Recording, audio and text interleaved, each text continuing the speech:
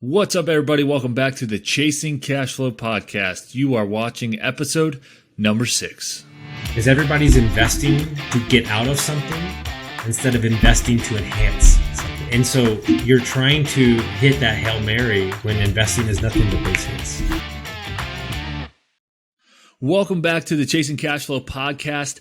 Thank you for tuning in. I want to ask you guys something real quick before we get into this. What does it mean to you to win the day? Reason I ask that is because today's guest is going to talk all about how he wins his day every single day, and that's why he's so successful with all of his businesses and all of his endeavors until today. He started off in a very dark place and was able to get himself out.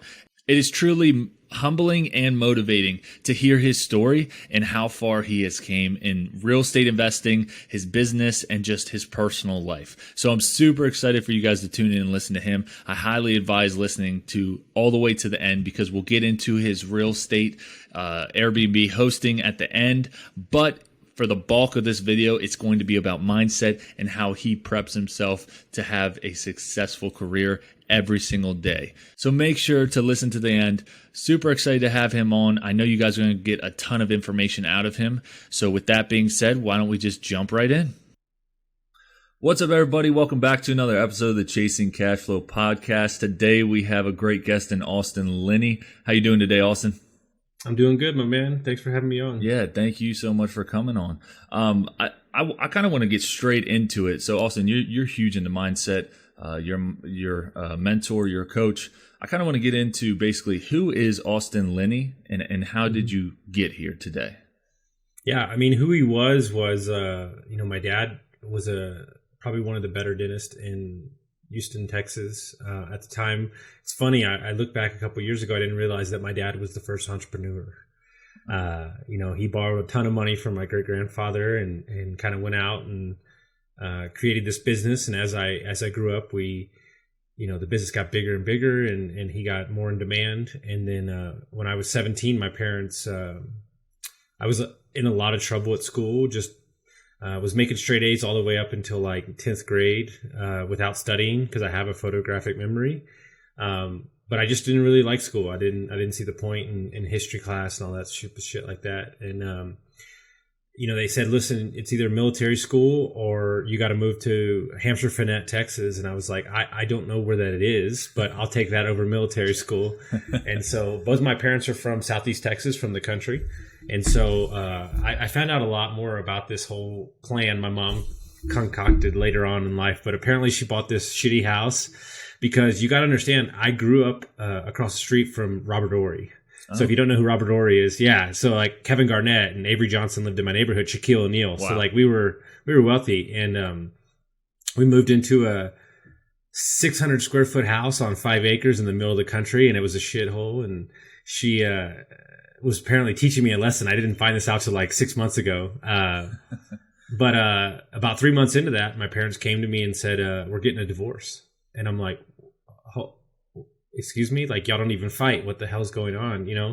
And then I concocted a story where my behavior and me moving to Beaumont was the reason that they got divorced. And that sent me down a very destructive 20-year stretch where I got introduced to cocaine, and then cocaine led me into methamphetamines, and I was addicted to meth, and rode that train for about a year and a half. And then through a series of events, got in a bad wreck.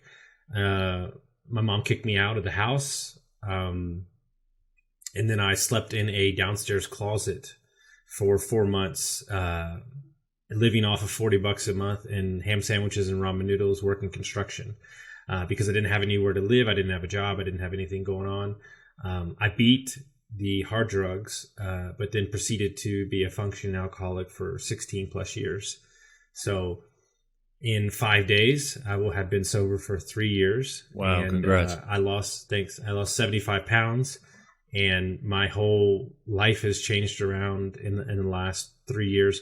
And what's scary is my life wasn't bad when I was drinking every day. Like, I was making a ton of money. I'm a master bartender. I sold wine for 15 years. I was a manager. I came up with cocktail menus. Like, I had a great job. Yeah. But I was, when you're in that scene for as long as I was, you're lying to yourself. And, it wasn't until I joined a mastermind and got around other people that were crushing real estate that they said, "Hey kid, you got something." Yeah. Like if you just tweak a couple things here and there, like you're going to, and I was like, it's the first time. And he asked me why I wanted to join that mastermind. That's what he asked me. The guy that brought me into the mastermind, who's a good friend to this day. And I said this one answer. I said, "My dreams are bigger than the people around me." That's huge right there. And he said, "Done." His best answer I ever heard, "You're in." And it was way too much money at the time. I didn't have it, but I put it on a credit card. And he was like, "Well, hold on. You got to get interviewed first." And I was like, "No, I'm in. I don't care." And so long story short, there was 275 members in this mastermind around the world. And some of these guys had 3,500, 50 Airbnbs. They had multifamilies. And we had a contest to see, we had different groups that they broke us up into for the first 3 months. And one of the contests was to see how many 30-minute to an hour calls you could have with groups, with members in the group. Like reach out to them, schedule a call.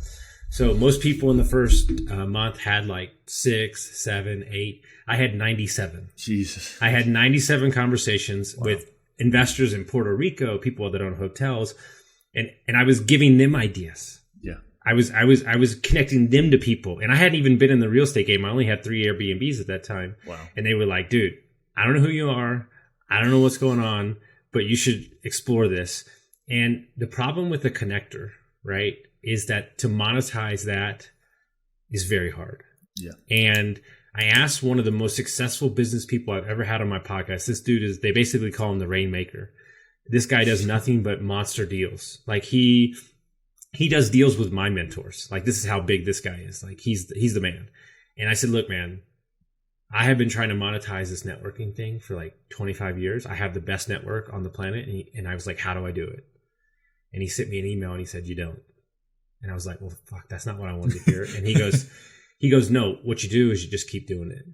He said, "You just keep doing it. You just keep providing value. And I promise you that somebody will see your talent and they'll put it in the right place." Yeah. And that's what happened. And so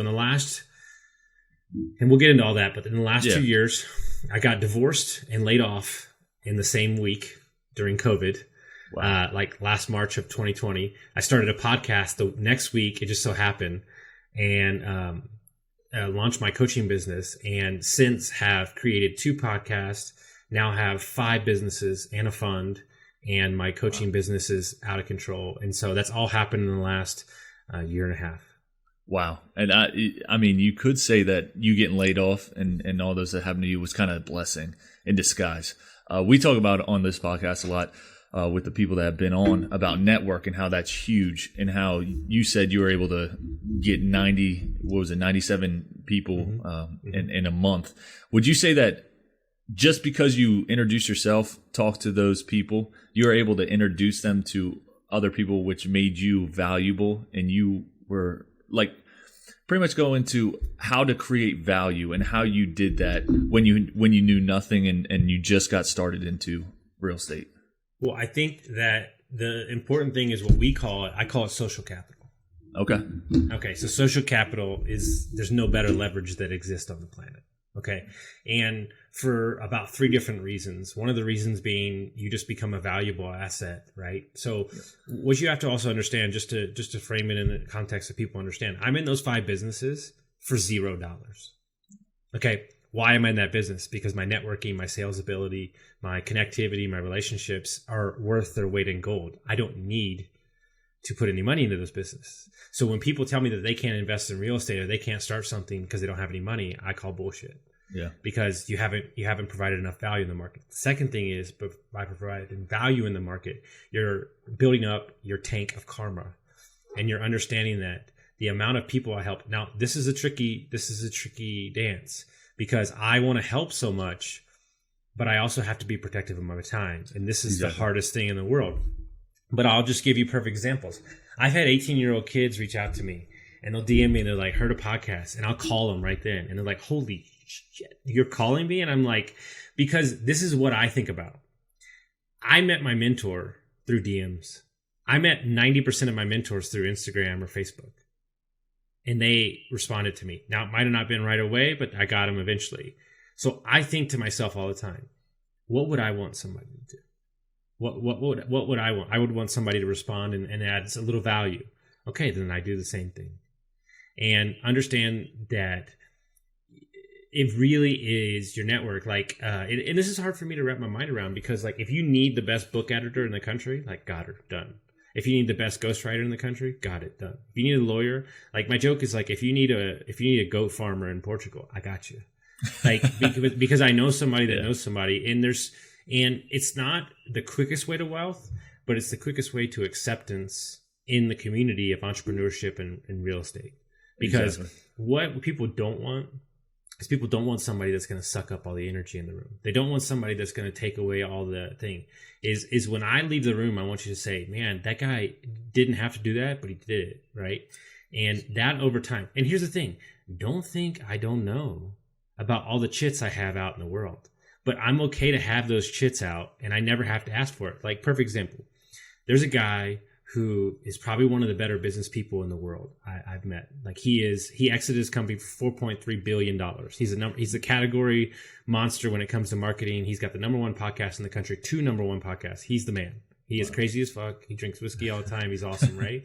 I know that he was my #1 guest I wanted on the podcast. Because if I was 60 years old, this is the human being I would be without the whiskey. Yeah. And instead of asking him on episode 5, I put in 100 episodes. And then I reached out to him and said, listen, you're the #1 guest I want on the podcast, but I wanted to prove to you that I was in it to win it. I have done 100 episodes. Will you come on the podcast? And he was like, damn straight I will. Wow. A lot of people try to take their deposit before they've added in the value. I think that statement you just said was huge. Oh my, can you say that one more time? A lot of people try to take the deposit before they've added the value in the bank. Exactly. Jeez. Oh my gosh. That's so true. That's people always say, I want to get into real estate. I want to do this. I want a house hack. Something like that. When you I brought it to some of my friends as well that wanted to get into real estate, and I'm a realtor in this area, and I say, let's house hack. First thing they say is, wait, I have to be a landlord. Wait, I have to collect rent. I have to maintenance on the house. No, I don't want to do that. I just want to get a single family. And it's crazy. It's crazy their mindset and how they aren't willing to sacrifice to get where they want to be. And I think that's huge. So I want to touch on it real quick with you. What was that turning point for you in your recovery, everything like that, and then going into this mindset? What was that turning point? So when I was in the mastermind, I'd had 3 Airbnbs that I was managing myself, working 2 jobs, and I was swamped and just I was busy. Like I was cleaning the Airbnbs at 4 a.m., 3 a.m., 10 o'clock at night after working 12 hours, like traveling, making it happen, making money. Like I started out with an air mattress and wound up that second year, I wound up doing 113 grand gross. And I was like, wow. Holy shit, this is amazing. But I was just swimming in it. Like I still had manual locks. I still had manual messaging, like the whole thing.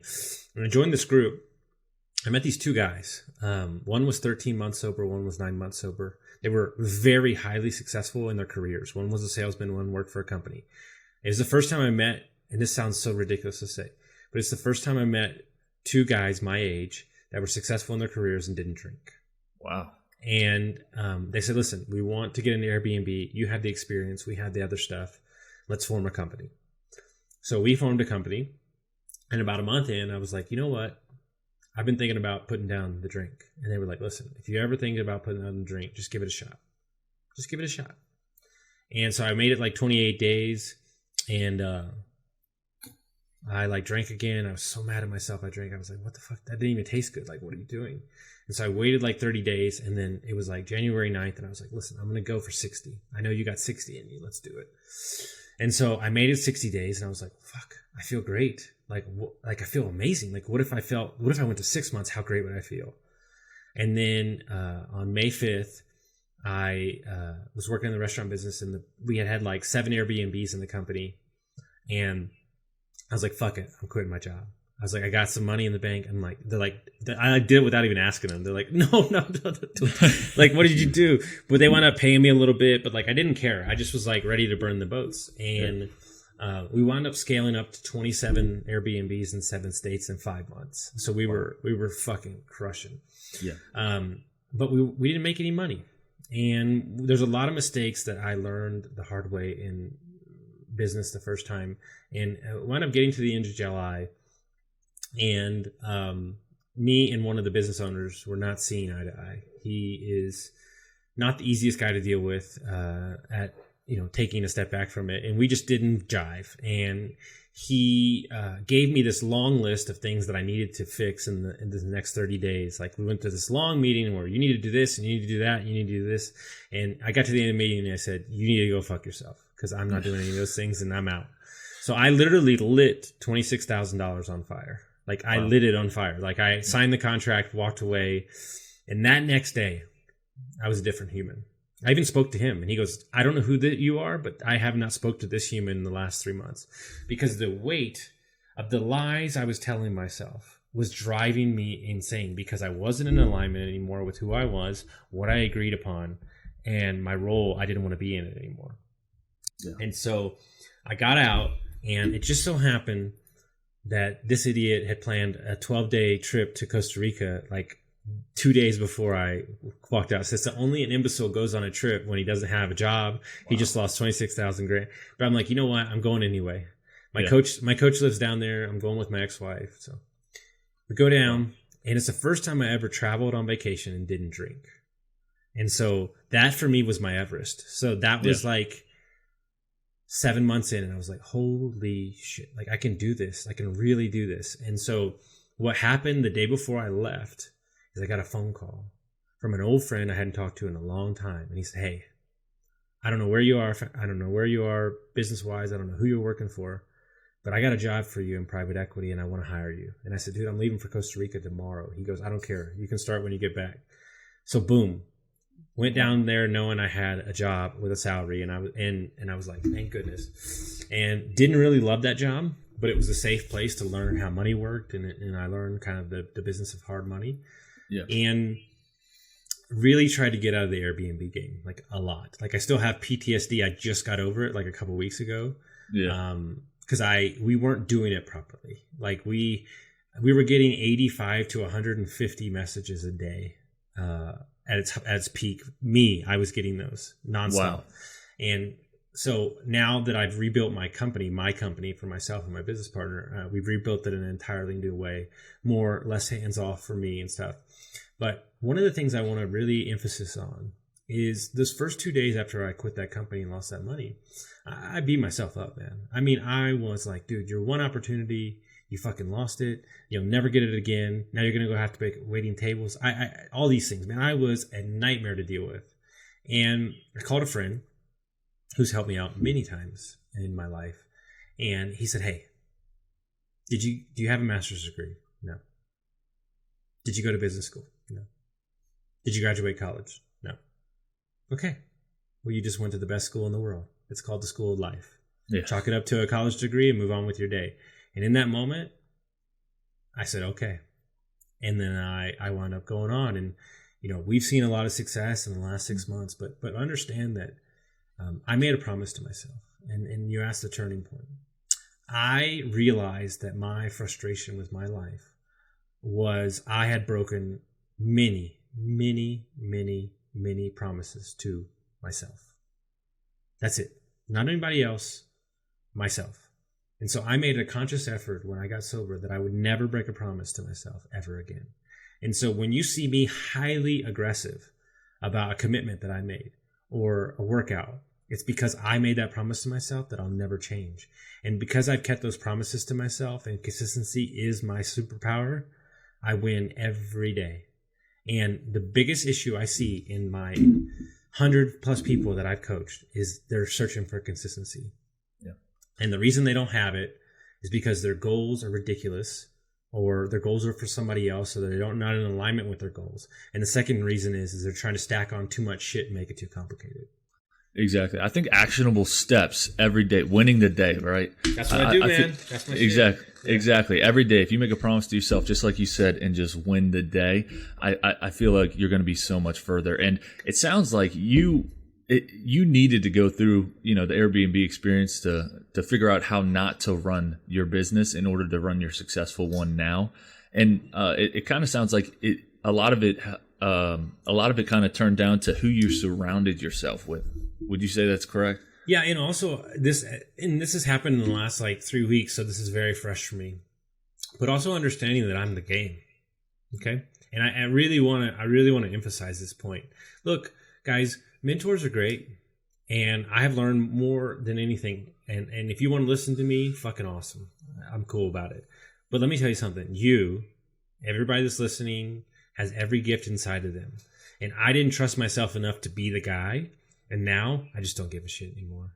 Because I have a vision for my life and I'm very firm on it. And I've made a decision that this is how we're going to roll. And everybody that's involved with me, they know my mission. They know the path.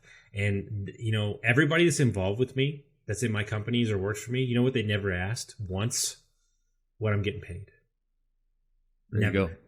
Because the mission is greater and the lifestyle is greater. And what they're working for and who they're working for. I don't care when you work. You want to work at 9 o'clock at night? You want to work till 1 in the morning? I don't care. You want to work at 4 a.m. to 2 and be done? I don't care. It doesn't matter. If you get your job done, I'm not going to micromanage you. There you go. Understanding that entrepreneurship is nothing more than creating jobs. Exactly. And so I want to create jobs. And the biggest issue I have right now is I don't have enough cash flow in my businesses to add on more jobs. Because when I do that, we're going to be dangerous as shit. And right now we're doing it on a shoestring budget, but that's okay because we're learning and all that stuff like that. So. Exactly. And I want to touch too, you just said that you don't give a shit anymore. I think one thing that I struggle personally, and I believe a lot of people struggle with this when you first start out, caring about what other people think. I'm doing this podcast for me, and this is a huge step outside my comfort zone. But at the same time, I still think, what are people going to think about me? And the second that I just quit that attitude, I feel like I'm just going to go miles ahead, just like you just said you were as well. Yeah, I think what's super interesting is a couple key points. Is that nobody gives a fuck about you. Super simple. I mean, if you think they do, then you're wasting your time. And one of the mantras that look, a lot of people don't understand when I say this. They think it's offensive and they think I'm angry. I'm like, you don't get it at all. One of the things that I hung on to for the last 3 years is nobody cares, work harder. It's my thing. Yep. Because every business partner that is involved with me, the moment I start complaining, they have a directive to send one text.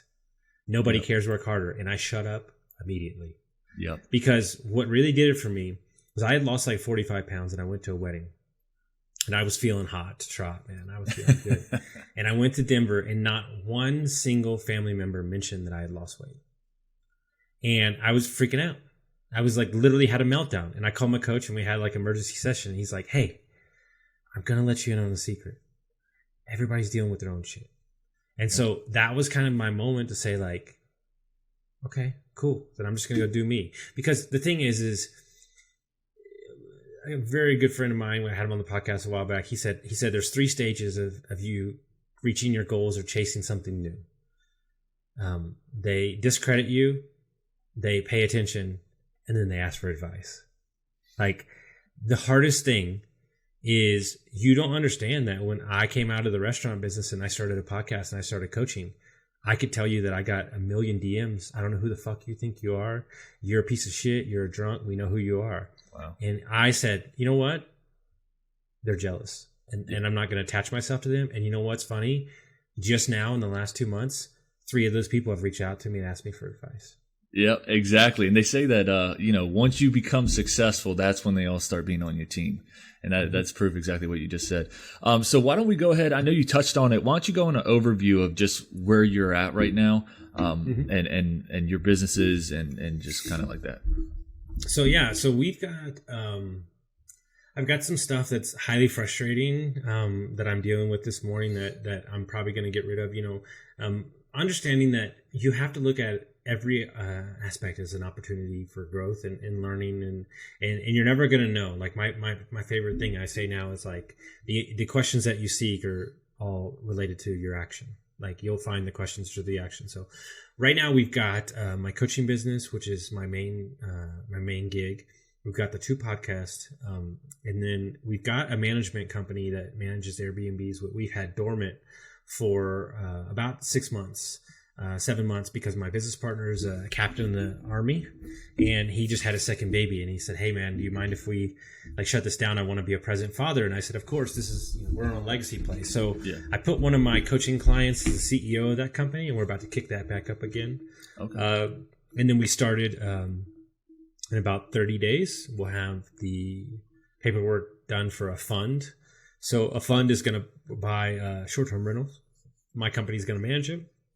And investors are going to be able to share in the profits and cash flow with that. And then we've got a bookkeeping business that I just launched because I hate bookkeeping. So if I hate it and I can figure it out, then we know we're going to be successful. And I have a sales company, sales and marketing. And then I have a company in Oklahoma that's a little bit of an enigma because it's more of a mission-driven company with one of my oldest business partners, where we're doing transportation, logistics, flipping.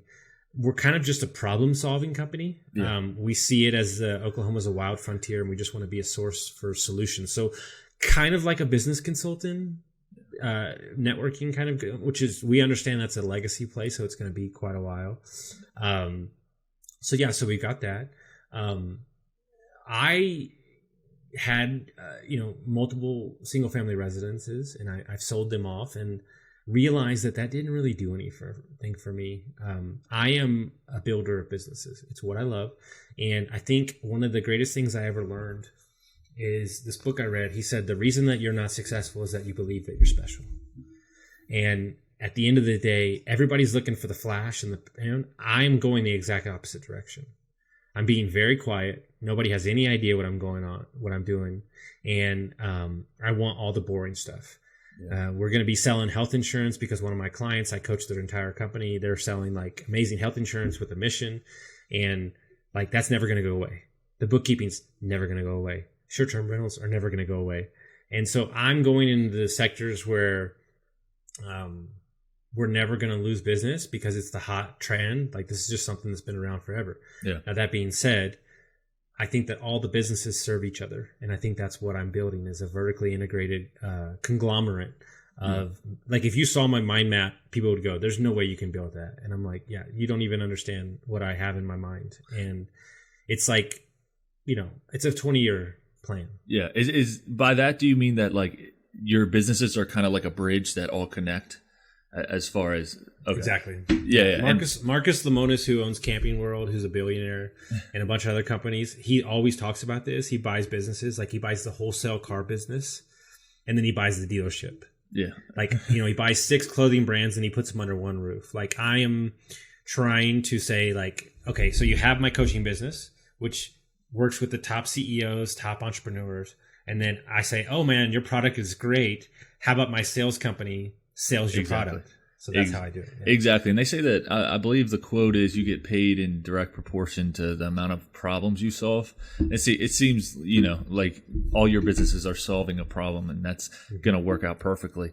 I kind of want to touch on real quick for people out there just starting, or, even veteran real estate investors. How do you personally win the day? Because you have a lot going on. You have a ton of businesses. Obviously, you're a busy person. I see your Instagram stories. You're up at 3, 4 in the morning every day, getting after it. How do you do that? And then what would you say?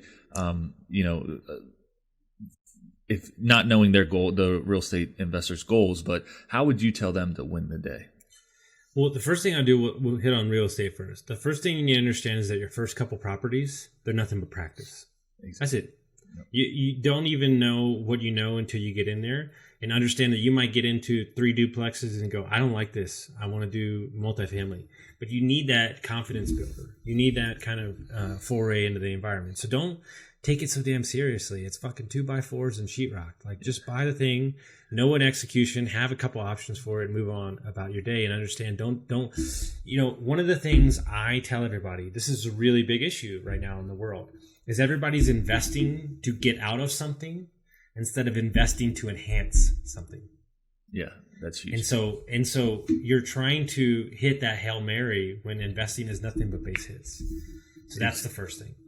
The second thing is I have my secret weapon that I have devised. I'm not saying it's for everybody, but it's for me, because I really feel like I live 2 lives. Okay. I love to travel and I love to work. All right.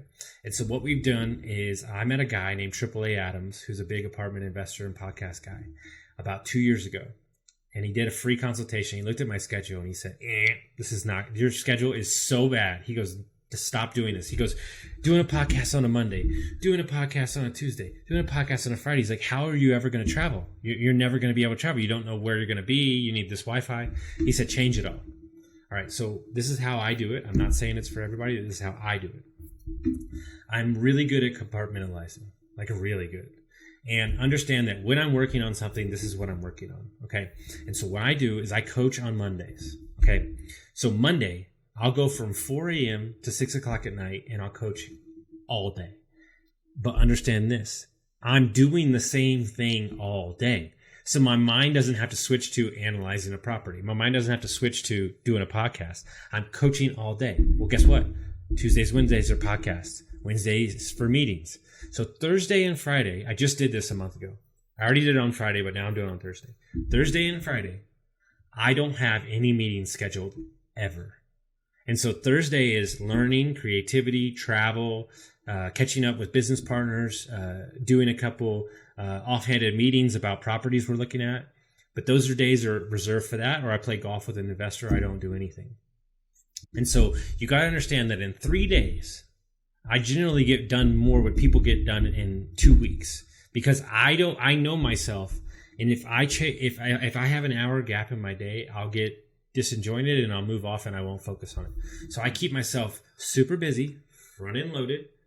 And so you have to understand something. What really fucked me up, like what really threw me for a loop when I look back on my numbers this year, I created a double 6-figure business working 4 days a month. That's when I was like, huh? I'm working 20 hours a week and making, multiple 6 figures for my coaching business. Like, holy crap, that's insane. And that was the light bulb moment, right? And so I have a friend who trades off-market apartments, 60 to 190 million. This is like, he's the man. Like, he's the man. And when he's looking for a client for apartments, let's say he's looking for his biggest client, for 2 hours, he only looks for that client. So any property outside of that client, he's not even looking at. He doesn't even give his attention to, because he's focused on that. And that's how he compartmentalizes all this stuff. So when I'm in my bookkeeping meeting, when I'm in my Airbnb meeting, that's what we're talking about. We're not talking about the other stuff. And so that's the way I break up stuff. Wow. That is, that's a great way. And obviously, like you said, it's not going to work for everyone, but it seems like that's a great way, if you can do it, to still keep the quality of your work. Because like you said, you're focusing on one thing, you're coaching, so your mind's in the same state all day. It seems like it keeps the quality of things, because a lot of people, they don't want to, they have a hard time struggling with, how do I work less but keep the quality high? And that's when they, revert to hiring out and automating. Because the problem is they think time in the seat relates to work, when unproductive time in the seat doesn't do shit for you. And that's where people get, what's interesting about my coaching clients, true story, everybody hates me in the first 5 weeks. Everybody.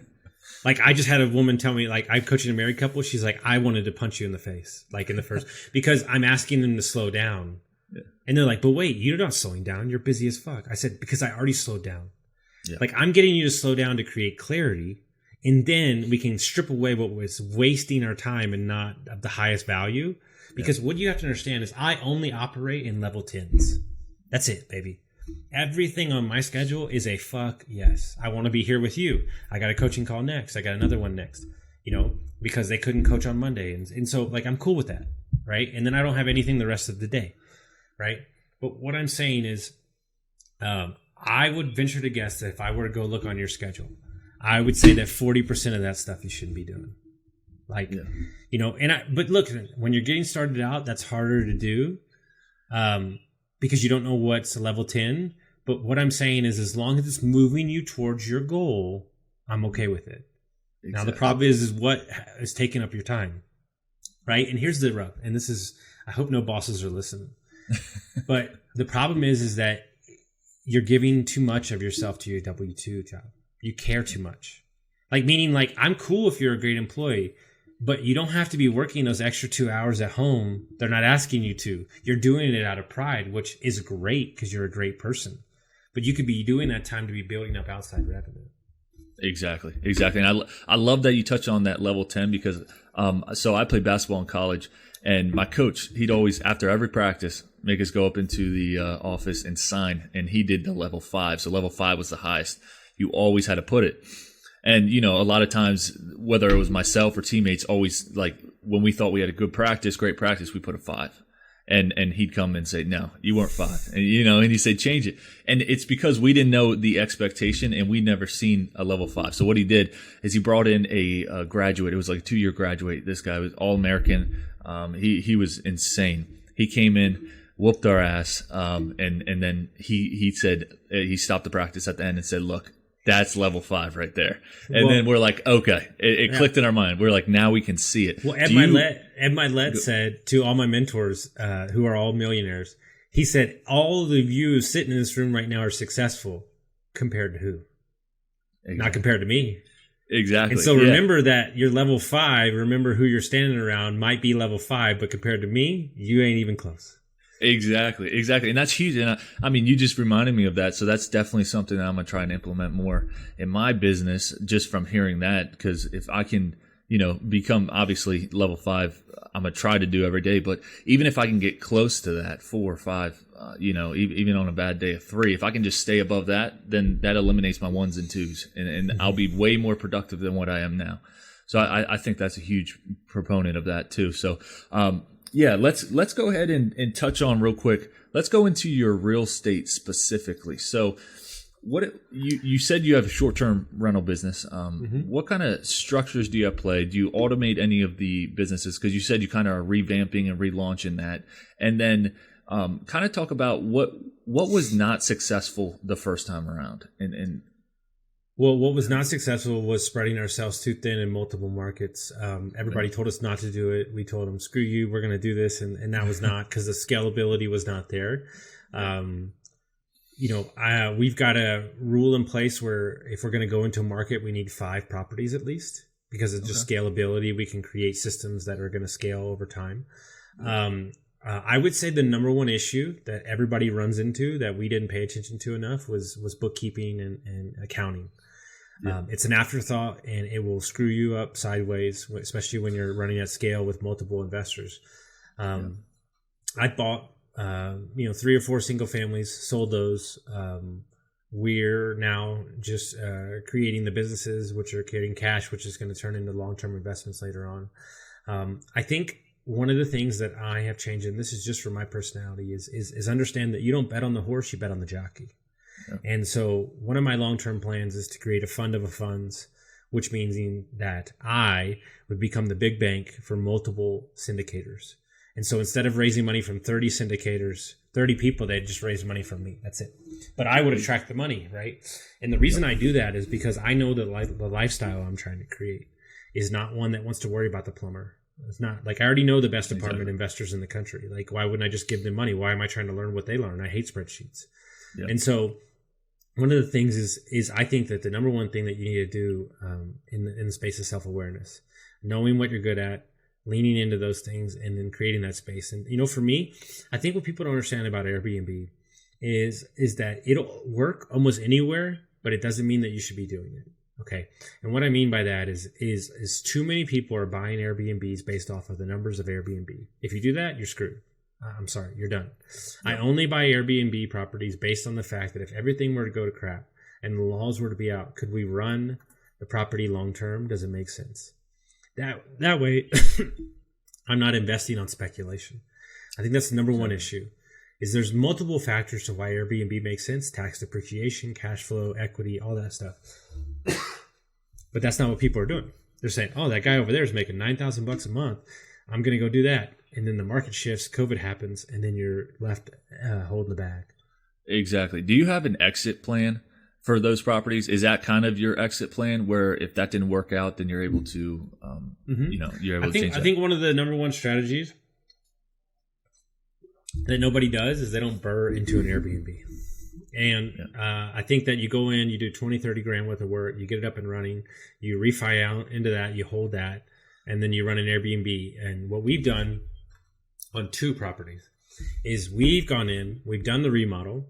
We've got, I'll just give you the numbers. Nobody ever talks about numbers, so I'll give you exact numbers. Okay, so I had 2 properties. We bought a property before we went on a one-way trip to Europe. Like I literally bought a property like 2 days before I left for Europe. I don't know what I was thinking, but we went, and so I was running my one Airbnb from Spain.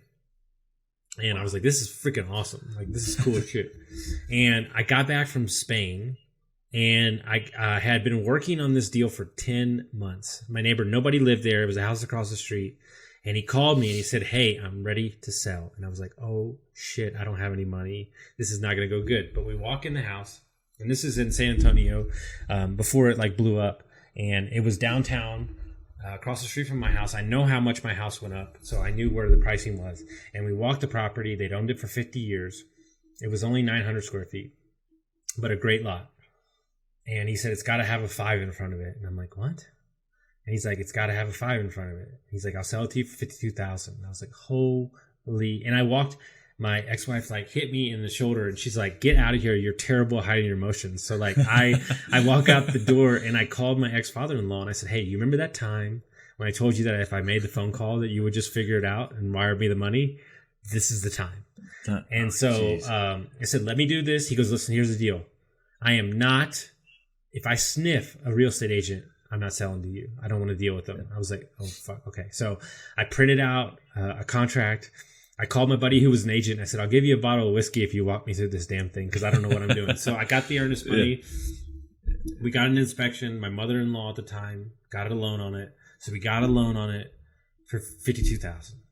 So we thought the remodels was going to take 3 months, 4 months, and put in like 25 grand. It wound up taking 8 months, and we put in 50 grand. So we were way off on that. So I came up, I took out a loan, and I put in $22,000 of my own money. They financed the rest and put the money in. So we were into the house for $110,000. So it was a 2-2, sleep 6. We put it up on Airbnb, and the house averaged about 80% occupancy. Wow. The mortgage was $470. All in, the bills were like $700, and the property did $2,000 to $3,800 every month. Every month. Oh my! So we were bringing in money.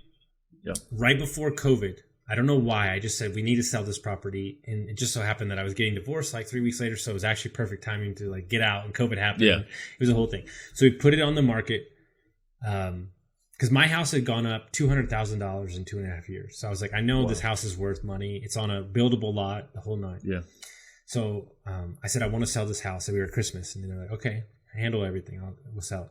Furniture and everything. Toilet paper. We sold everything in the house.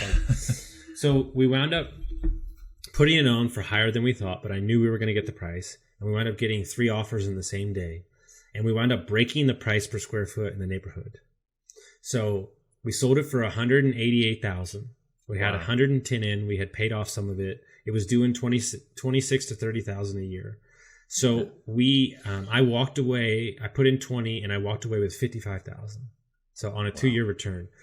And that's great, right? That's awesome, man. Yeah. I hit it out of the park. All right.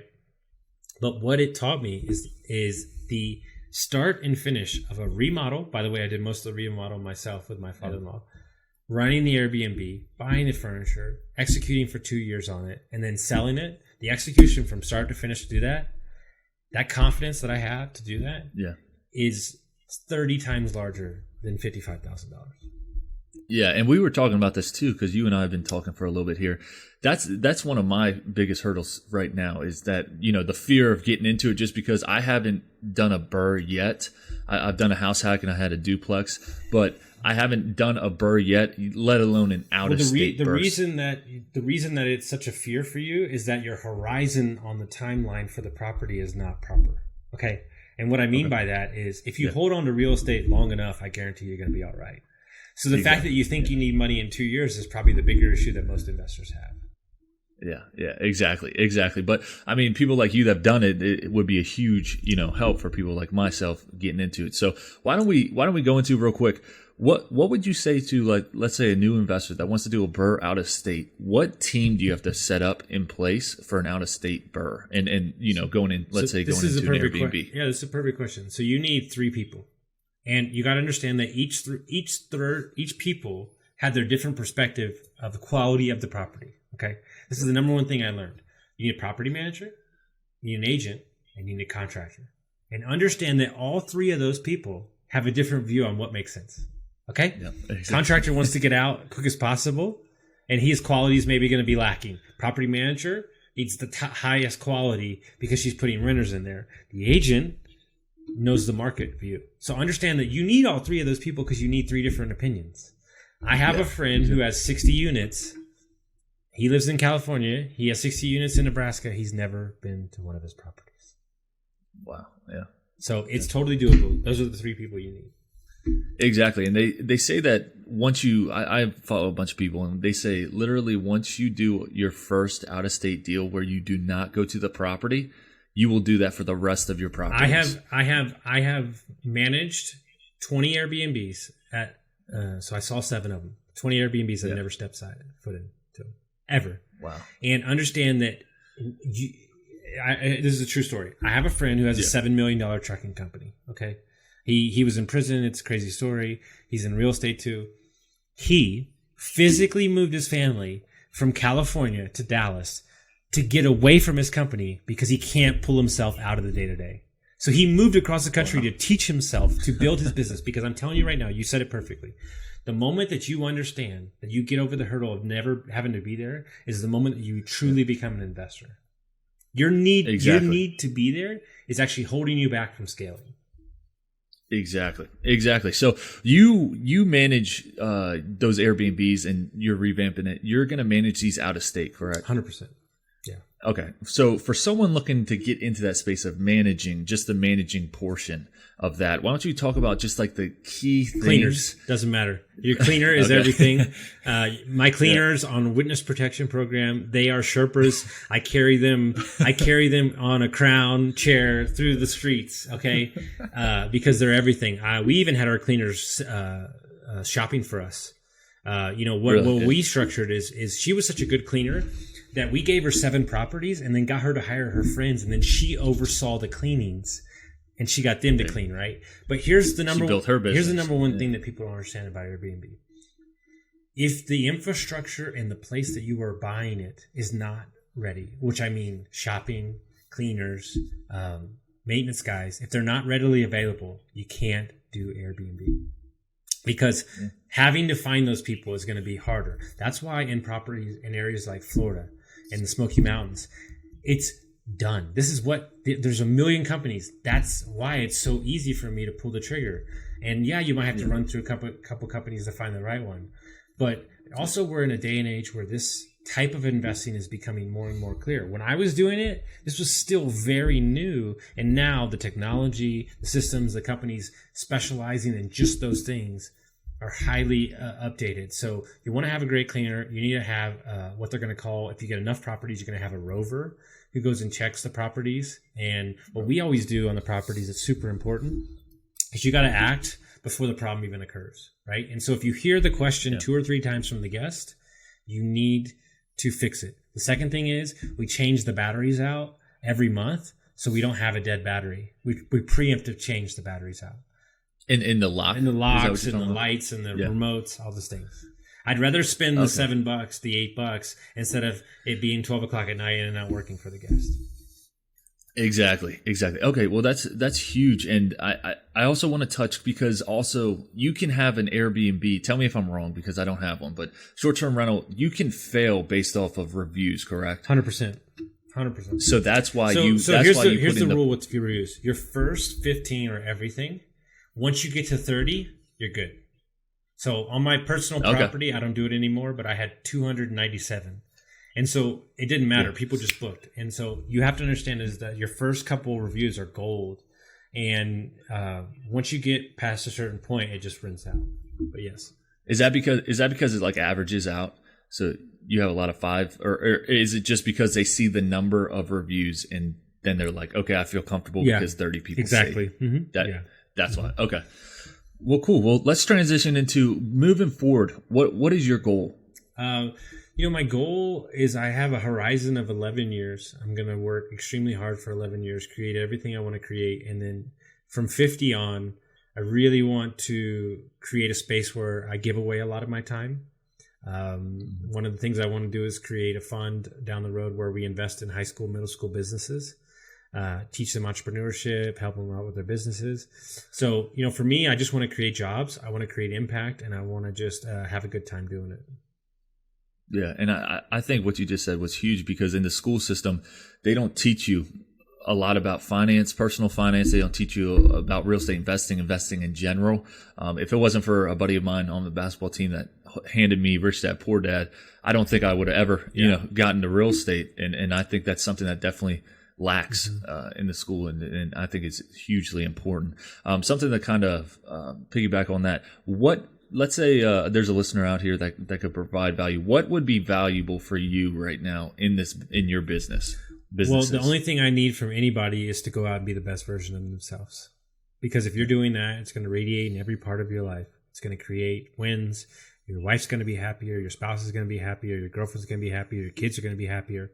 And when I know that my coaching's working is when the wives of my clients call me and say, my husband's different and he's happy. Thank you. That's when I know my shit's working.